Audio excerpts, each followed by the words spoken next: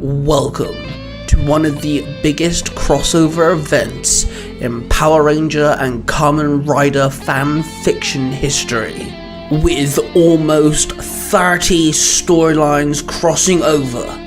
These storylines are written and read to you guys across multiple platforms and given to you by the Three Ranger Bros Studios, which is hosted by Mark the Red Cornish Ranger, Cosplay Dude 637, and myself, Ty Tiger. So prepare to dive into a storyline that not only crosses over all these stories, but hosts a threat that is willing to take down the entire multiverse as we know it.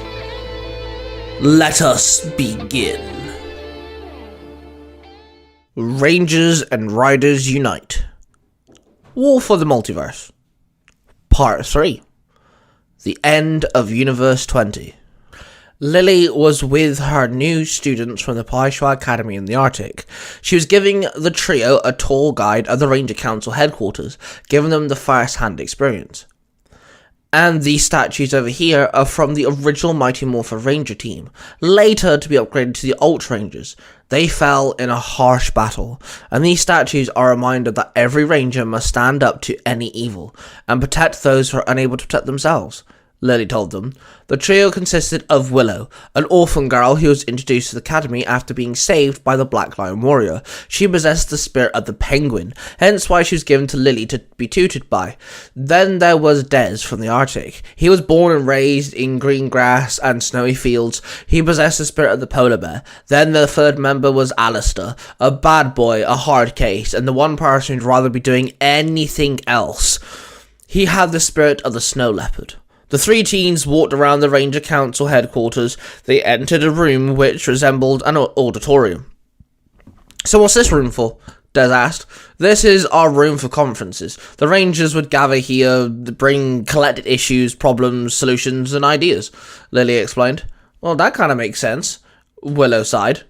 Willow looked up at the skylight when something caught her eye. Something came flying down towards the window and smashed right through it, and landed on the ground in front of Willow. Glass rained around her. Lily, Des, and Alistair all ran to Willow as she stood there stunned at the figure that crashed through the auditorium. A Power Ranger. But it was faded and dull-coloured.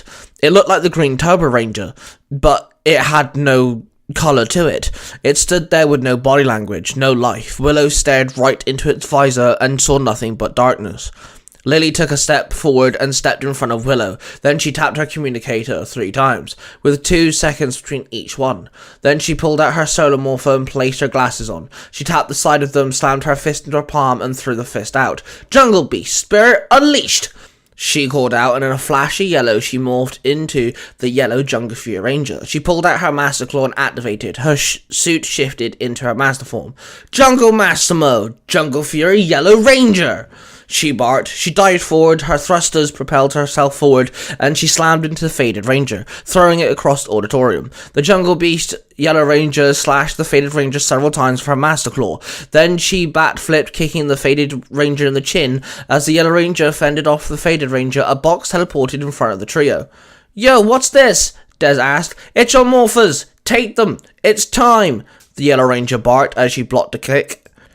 Willow opened the box and saw 3 sets of 4-arm-length gauntlets, 1 yellow, 1 red, and 1 white. The yellow set was for Willow. It had a penguin insignia on them. She grabbed the gauntlets and strapped them on. Des grabbed the white set of gauntlets. They had the polar bear insignia, and Alistair grabbed the red pair of gauntlets with the snow leopard insignia. They all strapped them on, and they felt a wave of information and knowledge take over. They all took their stances. Then they struck their gauntlets together twice. Then they crossed their wrists, banging the gauntlets together. Then, with a spark of white, red, and yellow light, they suddenly morphed into the Power Rangers Arctic Fury. The 3 Ranger suits looked the same as the Jungle Fury suits, except their helmets resembled their respective animals, and the White Ranger had a blue scarf. The three rangers ran into the fight between the Yellow Jungle Fury Master and the Faded Ranger. The Yellow Arctic Ranger threw several jabs, but the Faded Ranger managed to block all of them before being kicked in the chest. The White Ranger swept his foot under the ground, trying to trip the Faded Ranger. It jumped over the kick, and the White Ranger threw a side kick, but the Faded Ranger caught the White Ranger's foot and flipped the Ranger over. He slammed on the ground hard. The Red Ranger jumped in and threw a punch, which threw the Faded Ranger across the room and into the row of seats. It jumped back up and stood on the head of the rest of the seats. The Red Ranger joined it. They started trading blows. The Faded Ranger grabbed the Red Ranger's wrist and drained some of its energy before kicking him back. He flew across the room and slammed onto the stage. The other Rangers ran down and regrouped. The White Ranger pulled the Red Ranger to his feet. "He drained me.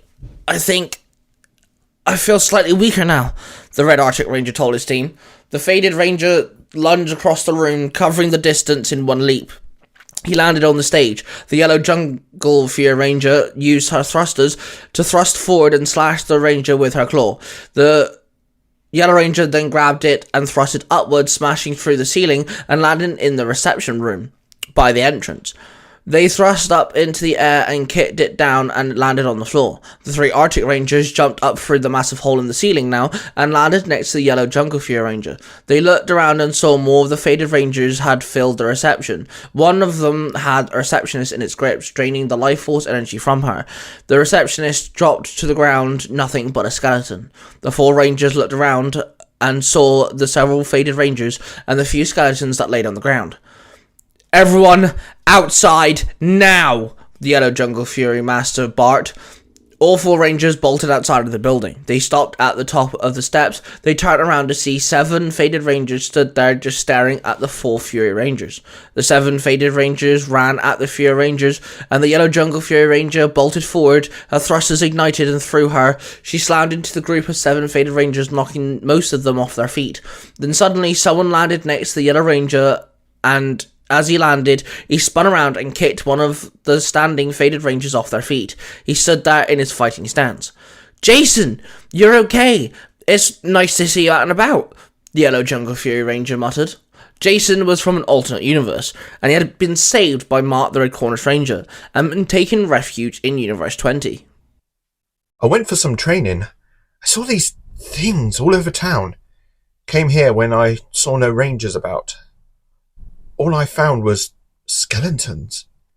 I was about to turn and leave till I saw you guys running out of the building," Jason told her. "Wait, these things are all around town as well? They must be making people turn into skeletons," the White Arctic Fury Ranger asked. Jason just nodded. "Wait, Jason, why are you here?" the Yellow Jungle Fury Ranger asked him. "I can't fight these things all by myself, so I got this from the experimental lab," Jason muttered. He pulled out his Master Morpher. "Good idea," the Yellow Jungle Fury Ranger told him. Everyone dropped into their fighting stances as they saw the Faded Rangers had surrounded them. Jason held out his Master Morpher. "Gold Zeo Power!" Jason called out. The gold Zeo coin appeared in the Morpher, and he morphed into the gold Zeo Ranger. The 5 Rangers started fighting the Faded Rangers. One Faded Ranger grabbed hold of the gold Zeo Ranger by the shoulders and started draining him. He fought the Faded Ranger off and staggered on his own 2 feet, suddenly feeling weaker than before. The White Arctic Fury Ranger jumped in front of him and kicked the Faded Ranger back. They nodded at each other in understanding as the Zeo Ranger composed himself, then dropped into his fighting stance once again and joined in the fight. The fight continued for some time. They defended and they attacked. They were attacked, and they were hit rather hard. But no matter what the Faded Rangers kept doing, they kept on the assault, no matter what. Something big appeared in the sky, blocking out the sun. Everyone looked up to see a green cube in the sky. It opened up, each side had flipped open, and in the center of the cube was some form of octopus-looking thing. It was a mecha like no one had ever seen. "That's one strange-looking cubed octopus mecha," the Red Ranger muttered. Suddenly, the life force energy was being ripped from the ground, the plants, and the people all around. The energy was siphoned into the nozzle of the cubed octopus mecha. "Why aren't we being affected?" the White Ranger asked. "It must be our ranger suits. No one demorph," the Gold Ranger barked. The Yellow Rangers looked out to the city. The screams of the dying filled the air. "What can we do?" the Arctic Fury White Ranger asked sadly. I don't know, but I can try something, his master replied. The jungle master weaved her body in a sequence of stances. Her spiritual energy rippled off of her, then she threw her hands out and the spirit of the cheetah formed. It bolted into the sky and became the Jungle Fury Cheetah Zord. The Zord swiped its claws at the cube mecha. It swiftly moved out of the way of the clawed attack. On the ground, the Gold Zia Ranger joined the Arctic Fury Rangers as they continued fighting off the group of faded Rangers. The 4 Rangers were beat down pretty badly. The yellow Arctic Fury Ranger got grabbed by the faded Ranger. It grabbed her by the neck and kneed her in the stomach, elbowed her in the back of the head, then uppercutted her, knocking her off her feet. She landed on the ground with a hard thud. Another faded ranger jumped on top of her, placing its hands on her helmet and started draining her morphing grid energy. She screamed out as her power was being ripped from her. The Gold Zia Ranger tried to get to the yellow Arctic Fury Ranger to aid her, but the 3 faded rangers stopped him. The white and red rangers tried to aid their teammates, but were attacked by the faded rangers wielding quasar sabers that had a rainbow light glow to them. Yellow Ranger's suit started to dematerialize. She started to wriggle under the weight of the faded ranger and struggle, but as her powers drained from her, she was useless. Suddenly, someone appeared next to them. He swung a sword and slashed the faded ranger off of her. The faded ranger rolled on the ground, and the guy pulled the Arctic Fury Ranger to her feet, her suit rematerializing quickly. She stood with a weak breath. Thanks, mister, she huffed. No problem. Just be careful with those things, the guy said. She gazed upon the man and shook her head as shock hit her hard. Oh my god, you're the Red Cornish Ranger, the Yellow Ranger gasped. That I am, and I'm here to defend my universe and get any survivors out of here.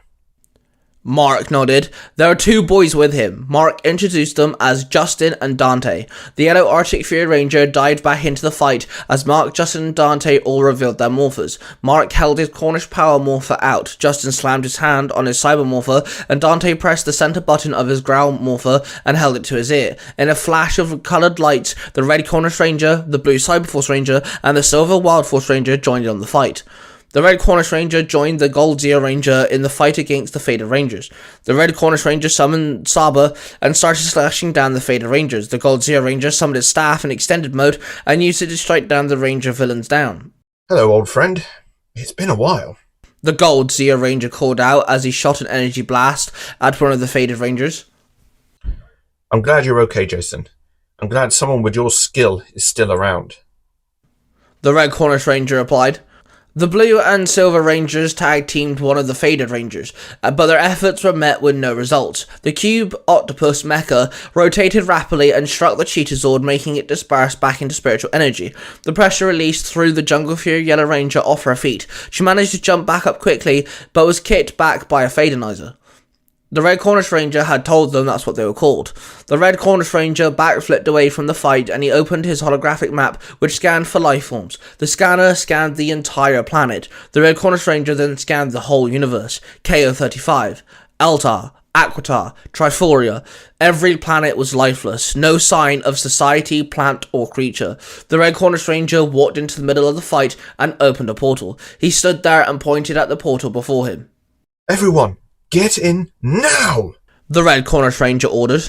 But Mark, we need to defend the Earth. The Gold Zia Ranger protested.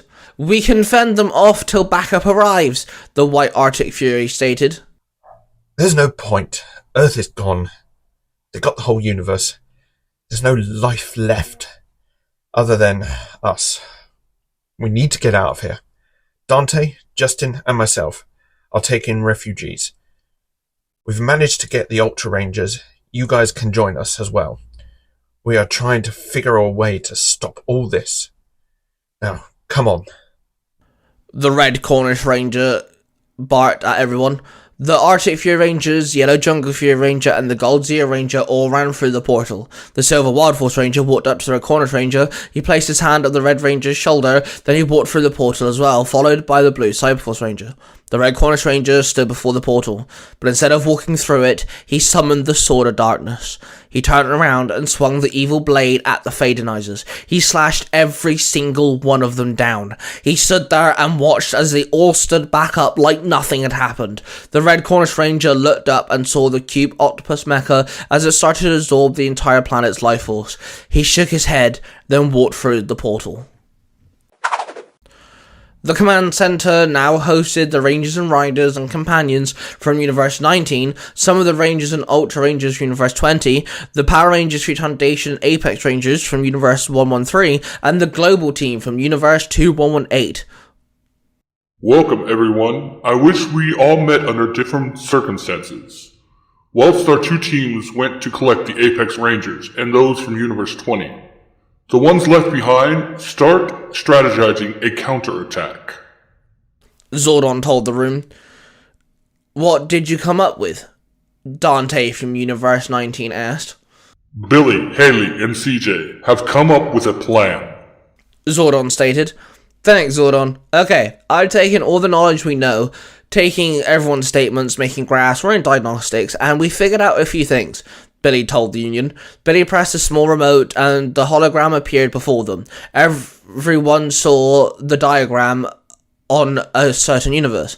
These mechas seem to be some kind of power batteries to these faded rangers. We've dubbed them Fadenizers. We managed to destroy one or two, and the Fadenizers got weaker as the mechas were destroyed. We need to focus on the mechas fighting before we take out the Fadenizers. Heading straight for the Fadenizers is technically suicide, Billy sighed. Then Haley stood forward. Me and CJ have been checking out how these Fadenizers work. They can drain life force energy. And, well, energy in general, whilst walking around like an energy vacuum. If they touch you, they drain you of your power first, because they can't do one or the other. Whether it's from a rider belt or form of the grid, they will take that first, then take your life force. Meaning two things. You guys have an extra layer of protection, but that also means by any means you cannot fight these things unmorphed. You have to be suited up, Haley explained. Then last but not least, CJ stepped forward. So these mechas are built and functioned exactly like Zords are, down to every nut and bolt. They don't run off the morphing grid though, like every single Zord does. They're going off of some form of trace of the morphing grid. There's definitely a signature there, but it's nothing more than a freckle. They've had contact with someone of the morphing grid for sure. Whoever's behind this might actually be using the morphing grid. Maybe they're a Power Ranger. Who knows? CJ stated.